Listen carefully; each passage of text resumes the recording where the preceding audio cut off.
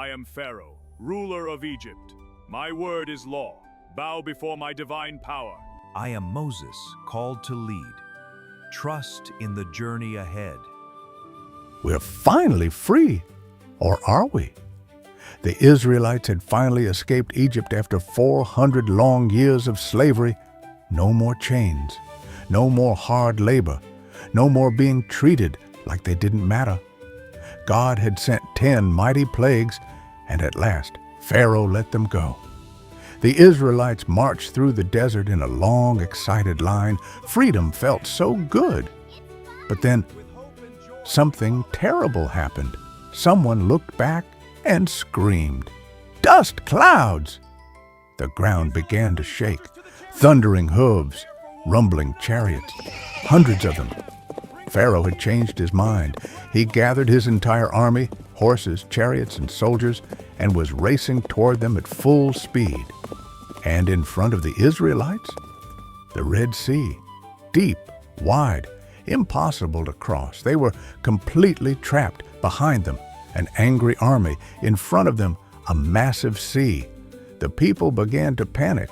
They cried. They shouted. They trembled with fear. But Moses stood tall. He didn't have a boat. He didn't have a bridge. He didn't have a plan B. All he had was God, and that was more than enough.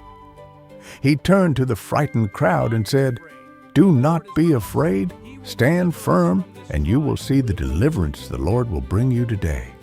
The Lord will fight for you. You need only to be still." Exodus 14:13-14. Moses wasn't calm because the situation was okay. He was calm because he knew who God was. That's what real faith looks like, Victory Kids. Before Moses even stretched out his staff, God moved.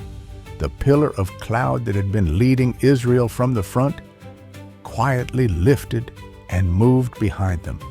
It placed itself directly between God's people and the Egyptian army. On Israel's side, there was light. On Egypt's side, there was darkness. All night long, the armies could not reach each other. God didn't wait to be asked. He simply protected his children.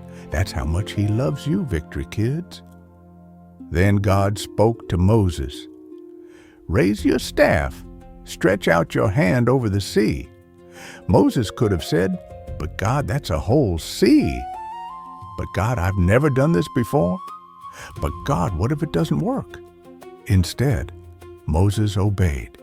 He lifted his staff over the water, and then God sent a powerful east wind that blew all night long. The water began to divide. Right down the middle, 2 giant walls of water rose on either side, and in between, dry ground, not muddy, not slippery, not soggy, D-R-Y-G-R-O-U-N-D.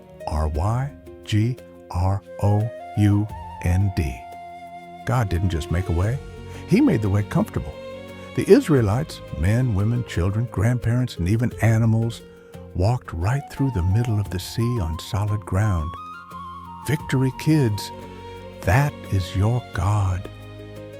When the Egyptian army saw Israel crossing safely, they thought, "We can do that too." After them. So Pharaoh's horses, chariots, and soldiers charged into the path between the walls of water. But suddenly, things started going wrong. Their chariot wheels got stuck. They slowed down. Confusion spread through the army. The soldiers began shouting, "Let's get away from these Israelites! The Lord is fighting for them against us." But it was too late. The moment the very last Israelite stepped safely onto the other shore, God spoke to Moses again. "Stretch your hand over the sea." Moses obeyed, and the towering walls of water crashed together. The entire Egyptian army was swallowed by the sea. Not one of them survived. Israel stood safely on the other side, dry, protected, free. The same sea that saved God's people destroyed their enemy. God's protection is that complete, Victory Kids. When it was all over, When they saw with their own eyes that God had rescued them, the whole nation broke out in worship. Moses led the men in singing to God. Then Miriam, Moses' sister, grabbed her tambourine. She led all the women in singing and dancing. Sing to the Lord, for he is highly exalted, both horse and driver. He has hurled into the sea. Exodus 15:21. The first thing they did after the miracle was praise. Victory kids, when God does something amazing in your life, don't forget to say, "Thank you, God." What did we learn today? 1. God makes a way when there is no way. 2. Fear is normal, but faith is a choice. 3. Obedience unlocks miracles. 4. God fights battles. His children cannot fight alone. 5. The right response to God's goodness is always praise. Your challenge this week, champion. Every day this week when something feels scary, too big, or impossible, stop. Take a deep breath and say out loud, "God will fight for me. I only need to trust and be still." Exodus 14:14. Then watch what God does. Tell us in the comments. Which part of the story amazed you the most? And don't forget to like, subscribe, and share. See you next time, Victory Kids.